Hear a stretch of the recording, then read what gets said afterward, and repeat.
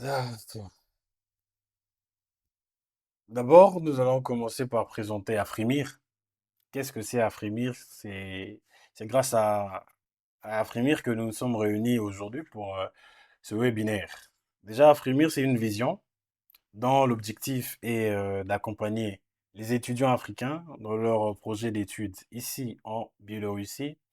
Et bien entendu, nous sommes aussi dans la promotion de l'éducation auprès des jeunes Africains en offrant des ressources éducatives, par exemple comme ce webinaire, qui est adapté à leurs besoins et enfin de favoriser justement leur développement académique et aussi personnel.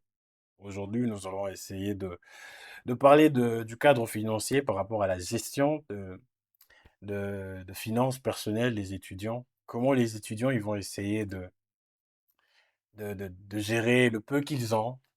Et nous allons essayer un peu d'exploiter quelques points très importants à considérer pour que il n'y ait plus de zone d'ombre et que la gestion de finances soit quelque chose de simple, moins stressant. Déjà, pourquoi ce webinaire aussi? Nous savons que plusieurs étudiants survivent avec des dettes. Chaque mois, parfois, il est obligé d'emprunter pour quelque chose, pour régler un problème, pour payer son loyer, pour s'acheter peut-être des baskets. Et aussi, la majorité d'étudiants, comme nous le savons, on n'a pas appris à l'école comment gérer un budget, comment gérer son propre argent. Très souvent, on est inspiré par rapport à ce qu'on voit de nos parents, par rapport à ce qu'on voit chez les autres, ou peut-être par rapport à ce qu'on a peut-être lu quelque part, dans un livre, et tout ça. Et aussi par rapport aux habitudes financières. Ce sont des choses qu'on doit apprendre très jeune, entre 18 et 25 ans, pour que, à l'avenir, quand on sera vraiment lancé dans le monde du travail, dans le monde actif, qu'on ait déjà cette notion-là, afin de pouvoir mieux gérer le salaire qu'on aura, afin de mieux gérer, voilà, le foyer qu'on pourra développer et tout ce qu'on pourra avoir comme l'argent, comme argent. Donc, c'est quelque chose de très important à, à développer déjà comme habitude. Et aussi, un point aussi important, c'est que ce qu'on doit apprendre aujourd'hui, ça détermine aussi notre richesse de demain. C'est-à-dire que apprendre aujourd'hui, c'est avoir des provisions, savoir de quoi pour pouvoir se défendre demain. Alors, commençons par un premier point très important qui est la dette. Déjà ici, on voit dans le titre que c'est un grand piège numéro un à éviter, la dette. Waouh. La dette, par exemple, par définition, on peut le définir comme étant l'argent qu'une personne nous prête, nous donne pour qu'on puisse réaliser quelque chose. Et quand on voit la dette, il y a plusieurs sortes de dettes. J'espère que vous avez des notes, vous avez aussi des stylos pour pouvoir noter les points importants qui sera là. C'est sûr que c'est l'argent que quelqu'un vous prête, que quelqu'un vous donne, que vous devez rembourser justement dans un délai précis. Mais voilà, vous devez faire avec quelque chose. Et qu'est-ce qui arrive? On peut constater qu'il y a deux sortes de dettes dans ça. Il y a des dettes qui sont bonnes et des dettes qui sont mauvaises. Des dettes bonnes sont des dettes qui sont, par exemple, tu prends l'argent à la banque pour pouvoir investir dans un projet et le projet va te rapporter du bénéfice. Après, voilà, tu auras maintenant assez d'argent pour rembourser à la banque. Là, ça ne te crée pas de problème. Au contraire, tu crées de la valeur avec cette dette-là. Maintenant, il y a ce qu'on appelle une mauvaise dette, par exemple une dette à la consommation. Voilà, il y a l'iPhone 11, 12, 13, 17, 18, ça sort. Je me précipite pour aller prendre $500 chez mon ami pour pouvoir m'acheter ça. Pourtant, je ne sais peut-être pas comment rembourser ça. Et là, c'est quelque chose de dangereux. Et on va exploiter deux, trois dangers de la dette pour un étudiant. Par exemple, avoir des dettes crée du stress et rend difficile les études. Par exemple, tu es là, tu dois 200, $300 à quelqu'un, tout le temps il t'appelle. Mais comment tu vas faire? Comment tu vas faire pour bien étudier? Parce que peut-être pendant le cours, il t'appelle. Ce sont des choses vraiment, vraiment à éviter car c'est un grand danger. Ça détruit même ta performance là-bas, à l'école ou à l'université. Deuxièmement, pour rembourser la dette, il te faudra de beaucoup travailler. Peut-être si tu as une grosse dette ou sur le champ, tu n'as rien pour rembourser ça. Parfois, tu es obligé de faire beaucoup d'heures supplémentaires pour pouvoir gagner quand même assez afin de rembourser tes dettes. Et c'est comme si tu es en prison, quoi. Et troisièmement, le dernier point que on peut voir sur la dette, c'est que la dette limite ta capacité d'épargner. Déjà, l'épargne, on va en parler tout à l'heure. Ça fragilise même euh, ta capacité financière face aux imprévus. Supposons que tu es là, tu as une dette de 200-300 $ à rendre à quelqu'un, et subitement ton ordinateur aussi tombe en panne. Pendant que tu devais utiliser ton ordinateur pour peut-être faire ton TFC ou peut-être faire un travail là. Est-ce que tu seras obligé de prendre l'argent que tu as pour rembourser la dette, ou soit tu vas ranger ton ordinateur? Vous voyez un peu comment ça te fragilise face aux imprévus. Et on va retenir une sagesse à la fin ici, c'est que l'emprunteur, celui qui prend des dettes, restera toujours esclave du prêteur. Parce qu'il va tout le temps te commander, donne-moi ça aujourd'hui, fais ceci, fais cela, va travailler pour pouvoir rembourser mes dettes. Et ça, en tout cas, tu n'es pas en liberté. Maintenant, on va exploiter 6 règles. On commence d'abord par la première règle pour mieux gérer son argent, pour mieux connaître son argent. Et je pense que la première règle, c'est déjà une règle de base. On va prendre le temps d'expliquer ça. La première règle, c'est créer votre premier budget. Je serai un peu plus rapide pour respecter le timing. Créer un budget. Déjà, c'est quoi un budget? Un budget, c'est une somme dont on peut disposer pour une dépense bien précise. C'est-à-dire que, voilà, je reçois 500 $ et je fais des calculs, je sais que 100 $ doit aller pour mon loyer, 100 $ doit aller pour manger, ainsi de suite, ainsi de suite. C'est ça un budget. C'est-à-dire que vous disposez de l'argent pour que ça fasse quelque chose de bien précis. Mais comme on l'a même dit ici, c'est que le budget, c'est que ça t'aide à dire à ton argent où il doit aller, ou plutôt que toi-même tu te demandes où est passé mon argent. Le budget, c'est ça. Ça veut dire que toi, tu commandes ton argent. Tu prends la domination sur ton argent et tu lui dis, toi, tu dois m'acheter des habits. Toi, tu dois me payer mon loyer. Toi, tu dois me faire ceci, tu dois me faire cela. Et par rapport au budget, on a pensé à une règle très précise et très simple. La règle de 60, 20, 10, 10. Je ne sais pas si vous notez vraiment cette règle, car c'est une règle très importante. Même avec un petit budget, on pourra bien appliquer cette règle. La règle de 60, 20, 10, 10. D'abord, qu'est-ce que ça va servir, par exemple, le 60 premiers pourcents? Ce 60 premiers pourcents, ça va te servir à faire ceci, à à l'affecter ou à l'allouer vers des besoins essentiels, comme par exemple ton logement, ta nourriture, ton transport. Ça, ça sert à ça. Ça veut dire que si tu reçois tes 300 $, tu fais le 60% de tes 300 $, ou soit prenant 100 $, tu fais le 60% de 100 $ qui est, de 100 $ qui est 60 $. Après, c'est ces 60 $ là qui va servir à faire ceci, cela, à payer ton loyer, ta nourriture. Et ça, tu le disposes bien. Tu le disposes bien selon les ordres de priorité. Et puis, le 20% qui suit sert à quoi? Ça sert à créer ton épargne. Voilà pourquoi, comme je t'avais dit, on va parler de l'épargne tout à l'heure. L'épargne, c'est quoi? L'épargne, c'est une action qui consiste à mettre en réserve une somme d'argent. Une somme d'argent. C'est ça l'épargne. Tu prends de l'argent que tu as, tu fais tes calculs, tu prends 20% de cet argent-là, tu mets ça de côté. Maintenant, dans l'épargne, on a 20%. C'est un, l'épargne et l'investissement. On les sépare en deux, dans le sens où on a 10% qui va constituer vos 20%. 10% de ce 20% ici doit être logé par rapport à tes fonds d'urgence. Ça veut dire que tu as un problème avec ton téléphone, au lieu de te dire que je dois prendre le 60%, non. Tu as déjà un fonds d'urgence qui est créé dans les 20% là. Dans les 20% que tu as. Supposons que dans le 100 $, 20%, c'est 10 $. 10 $. Et tu sais que chaque mois, tu as 10 dollars que tu mets de côté au cas où ton téléphone se casse, au cas où euh, ton ordinateur s'abîme, au cas où tu dois payer quelque chose qui n'était pas dans, dans les plans prévus. C'est ça qui sert ce 10% là. Et le 10% qui reste, ça va servir par rapport à tes investissements, tes projets futurs. Par exemple, tu as le projet, je sais pas moi, de créer un magasin où tu vends des baskets. C'est avec ça que tu pourras constituer maintenant ton épargne. Ça, on part avec des choses très basiques, on part pas avec des choses très grandes. Et le 10% maintenant qui suit ici, ce 10% où on écrit dans, par exemple, pour nous les chrétiens, je sais qu'il y a peut-être aussi des musulmans dans le webinaire. Nous les chrétiens, on donne la dîme chaque mois.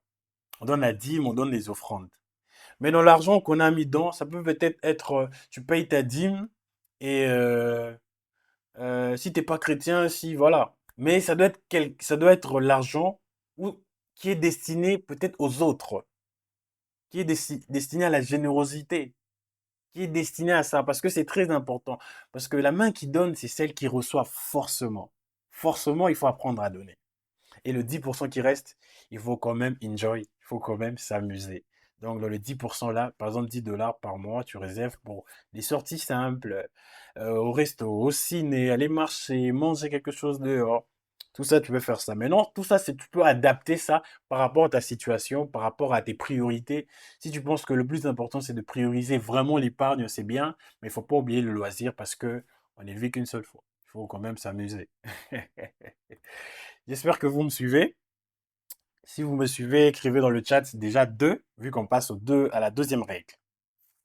La deuxième règle, c'est l'épargne justement, qui était l'action qui consiste à mettre en réserve une somme d'argent.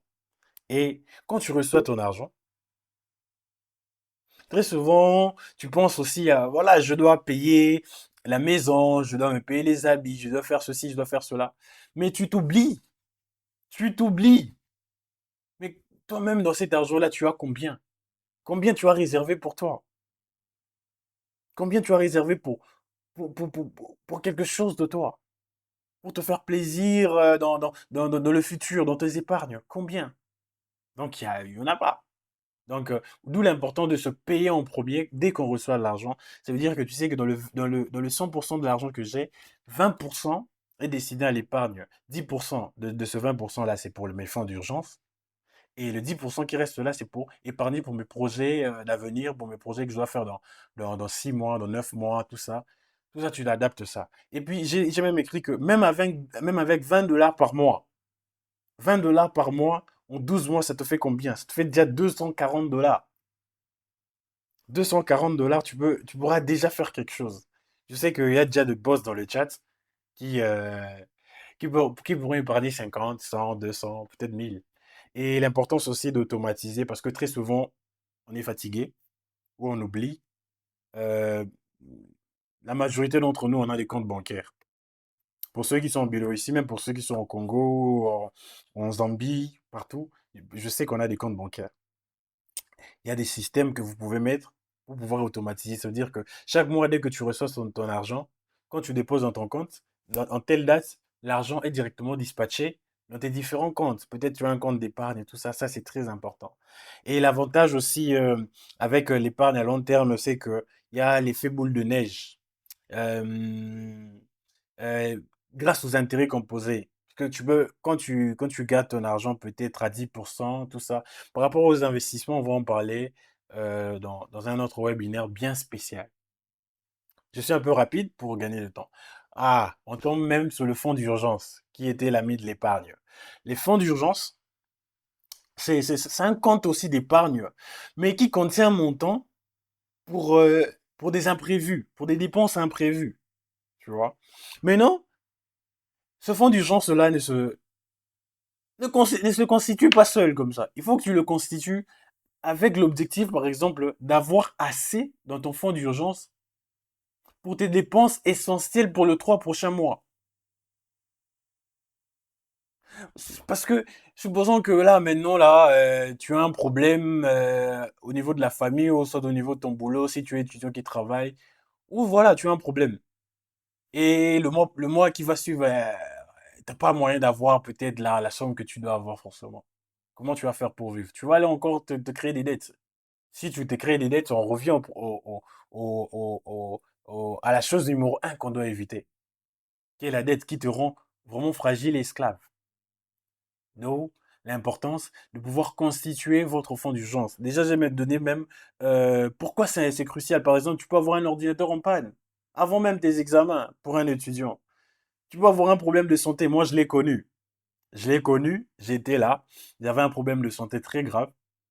Et c'était mon fonds d'urgence qui m'a sauvé.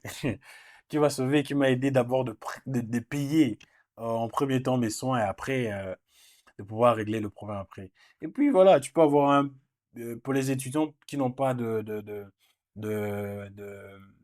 de soutien familial, ils peuvent perdre peut-être leur emploi et en ce moment-là, comment ils vont faire? Et à chaque fois, je finis toujours avec des sagesses qui sont annotées. La sagesse, c'est que de la maison du sage ou de la maison des sages, il y a des réserves. C'est-à-dire que toi, comme tu es là, euh, tu peux avoir un problème de 100 dollars aujourd'hui. Il faut que tu sois en mesure de le régler d'abord par toi-même avant d'appeler à l'aide et tout ça. Parce que tu as déjà constitué ton fonds d'urgence. Ça, c'est très important. J'espère que vous notez déjà vos questions car on va y répondre à la fin. Passons à la quatrième règle. Avant de passer à la quatrième règle, parlons même de la règle des 10 œufs. Je vais en parler très rapidement. Supposons que tu as 100 dollars. Prends 10 dollars, mets de côté. À chaque fois que tu as de l'argent, 10% de ça, ça doit aller directement de côté. Ça doit aller directement de côté. Donc, c'est très simple. Dès que tu as son argent, 10% de côté, 10% de côté, 10% de côté. Obligatoirement, chaque mois. Si tu le fais, tu pourras constituer ton fonds d'urgence. Maintenant, pour les étudiants comme moi, qui ont des loyers à payer, nanani, nanana, toutes ces charges-là aussi, il y a des techniques qu'on peut prendre pour pouvoir faire quoi? Pour pouvoir voilà, gratter un peu des épargnes de part et d'autre. Au lieu de prendre toi-même une grande maison, tu peux appeler des amis, vous habitez ensemble un peu et après tu payes moins. Tu pourras peut-être voilà, économiser. Au lieu que de payer par toi-même une maison de 100 dollars, tu appelles deux, trois amis, vous partagez 100 dollars en trois. 100 dollars en trois, vous payez bien, mais non. Ça veut dire que tu peux économiser quelque chose. Par exemple, pour manger, au lieu d'aller tout le temps manger dehors, McDo, KFC, toutes ces choses-là, tu peux cuisiner certains repas à la maison. Et puis, ça peut te faire économiser 100 euros, 200 euros, 100 dollars, 300 dollars, 100 roubles. Tout dépend. Tout dépend de ce que tu veux.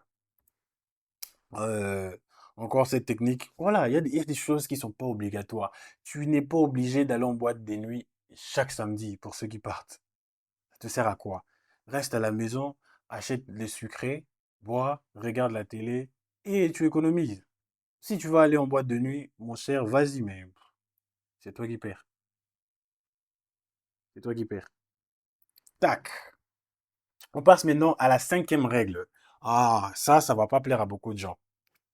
À la règle du choix de tes amis. Si tu as des mauvais amis qui ne font que te faire dépenser, ça veut dire que quand tu es avec lui, il faut. Non. Évite toutes ces personnes-là qui t'encouragent toujours à dépenser au lieu d'avoir une bonne sagesse financière pour peut-être épargner pour un projet, économiser. Bien sûr, il faut enjoy avec des amis, mais pas tout le temps. Pas tout le temps. Et puis, est-ce que ces amis-là partagent tes objectifs financiers? Toi, tu as un projet dans 5 ans d'avoir, j'ai un exemple, 10 000 dollars pour pouvoir lancer ton projet, ton entreprise, ton business.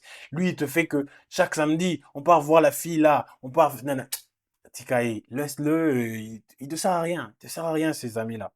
Il faut t'entourer des gens qui t'emmènent vers le haut pour que toi, tu puisses aussi, voilà, être bien. Parce que nous sommes la somme, notre futur même, nous sommes la somme de 5 personnes qui, euh, qui nous entourent. Ça veut dire que tes revenus, ton argent que tu pourras avoir peut-être dans 56 ans, c'est la somme des revenus même de tous tes amis. Si tes amis, ils ont une mauvaise vision de l'argent, ils ont des mauvaises habitudes avec leur argent, en tout cas, mon ami, ça va pas te permettre d'avancer. La sixième règle, ça arrive à tout le monde. Surtout aux filles. S'il y a des filles dans le chat, je suis pas contre vous, mais il y a des achats. Par exemple, là, je me dis, il faut que j'achète un micro. Qu'est-ce que je vais faire avec un micro, par exemple? Parce que j'ai vu ça sur TikTok. Ah, est-ce que c'est important d'abord pour toi d'avoir ce micro-là? Ou peut-être de cette marque-là, forcément. Est-ce qu'actuellement, il te faut des baskets? Tu en as déjà 10. Parce que ton ami, il a payé un nouveau, là, que tu te dis, ah, moi aussi, je dois payer un Air Max. Non. Et pour ça, il y a des techniques. Par exemple, la technique de 24 heures. Par exemple, tu dis, bon, voilà, il faut que je m'achète des lunettes. Et tu attends d'abord 24 heures. Avant, tu as trouvé déjà des lunettes qui te plaisent. Il faut d'abord attendre 24 heures. Tu attends 24 heures. Est-ce qu'il y a encore cette envie-là? Est-ce que s'il y a encore cette envie-là et que c'est aussi un besoin réel? Je dis pas que par exemple, il te faut des lunettes pour tes yeux pour bien voir et tu grattes. Non. Je parle des lunettes fantaisie, juste comme ça, avec des achats, juste avec beaucoup de pulsions, comme ça. Tu regardes si c'est besoin et vraiment réel et essentiel, voilà, tu le fais. Si c'est pas important, tu peux le mettre de côté. Parce que tu peux vivre sans ce gadget-là même.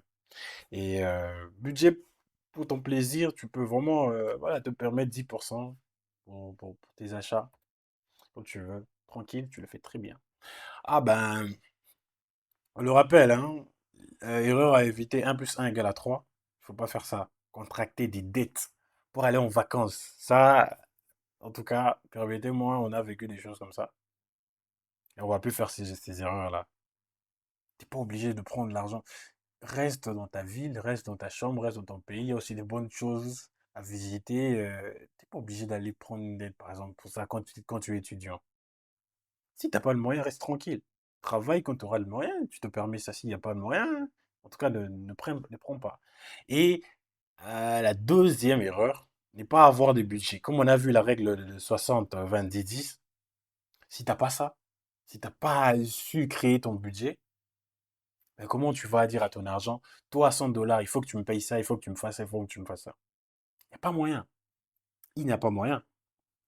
Euh, Troisièmement, euh, dès que tu reçois ton argent, tu bouffes tout. Tu consommes tout. Tu n'épargnes pas. Tu te consommes d'abord, après tu dis, ah, ou ça tu te dis, dès que tu reçois ton argent, tu dis, bon, j'ai fait d'abord les dépenses. Ce qui va rester, c'est ça que je vais épargner. Si tu fais ça, tu vas jamais épargner. Donc, dès que tu reçois ton argent, tu relèves comme je t'avais dit. Tu as 10 œufs, tu manges 9, tu gardes un.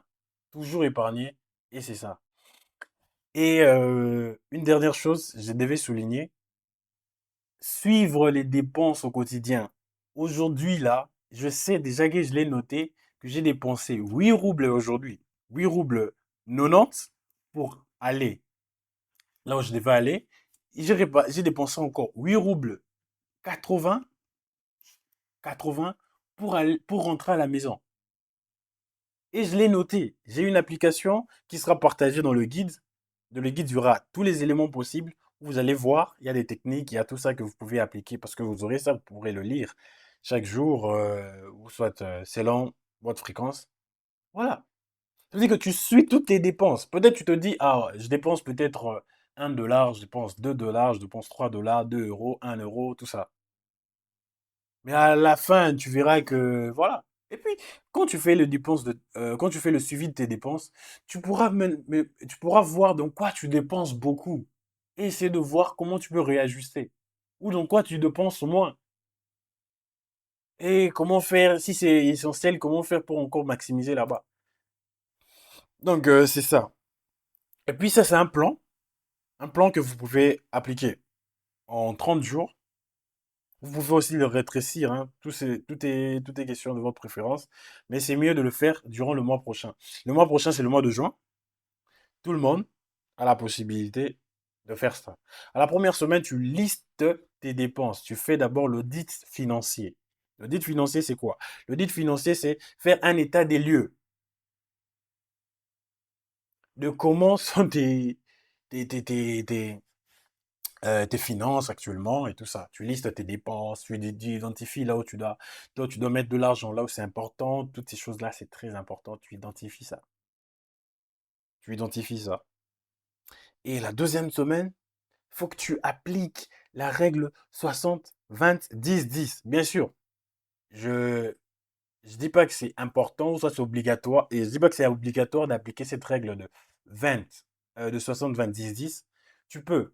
Si tu veux, tu appliques. Tu peux appliquer, tu peux adapter ça. Mais le plus important, c'est d'avoir conscience que tu dois créer un budget. Que tu dois créer un budget.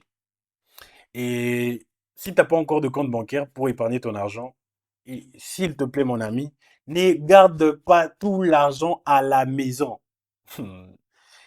Mets ça en banque. Mets ça en banque. Garde ça là-bas. Parce que si votre maison, il y a l'inondation, tu perds tout. Et la troisième semaine, tu te lances dans l'automatisation de tes épargnes. euh, Tu installes une application que je vais donner pour le suivi de vos budgets, que moi j'utilise aussi. Et là, déjà, tu deviens quand même assez maître de tes finances. À la fin, tu gardes ce qui est essentiel. Tu achètes un abonnement de 100 $ pour aller à la salle de sport, mais tu n'y vas pas. Mon ami, annule cet abonnement-là, fais des pompes à la maison. Tu achètes Netflix.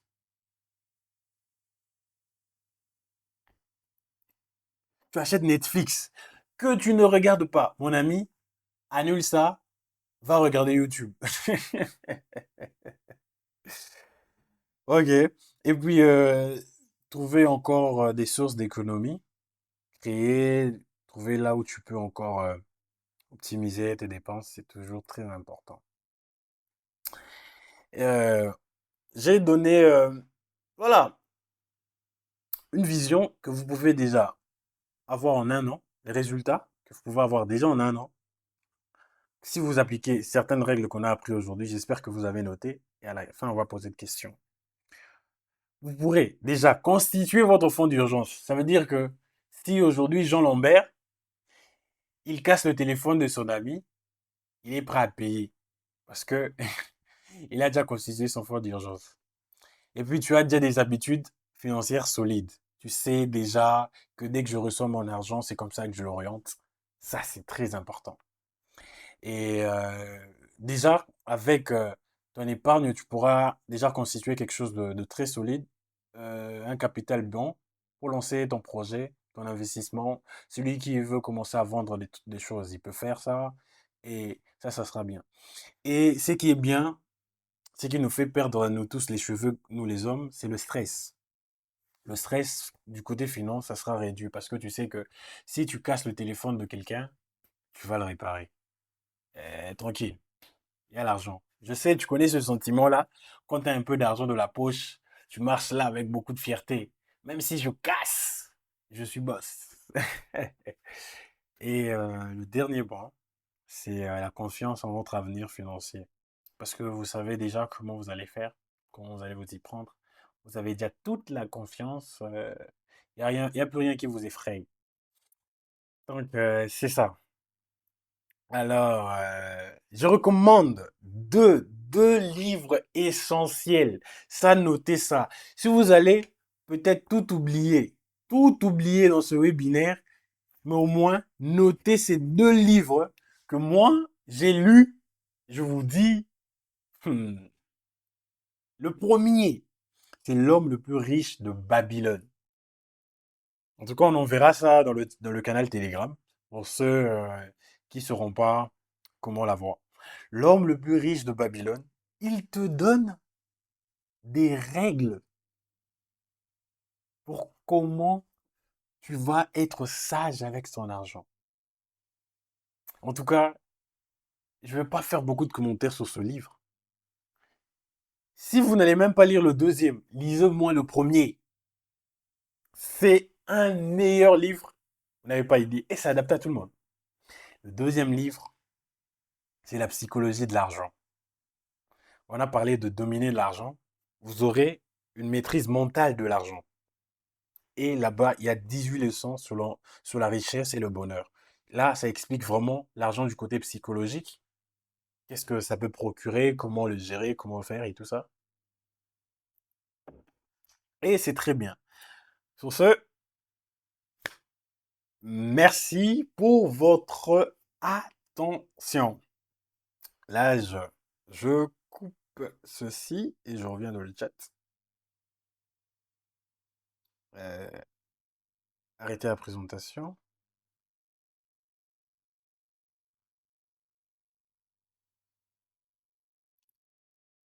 Ok.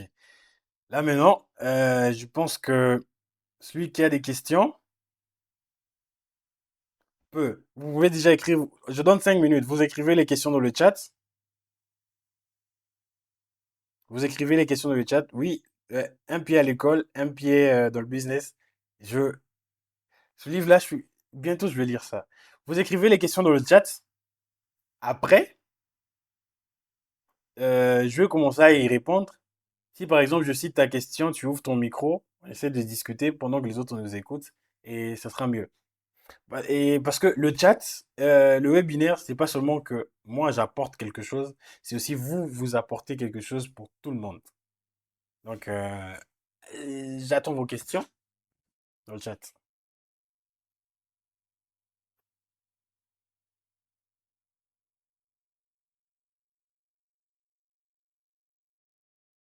Il y a déjà une première question, on attend encore d'autres.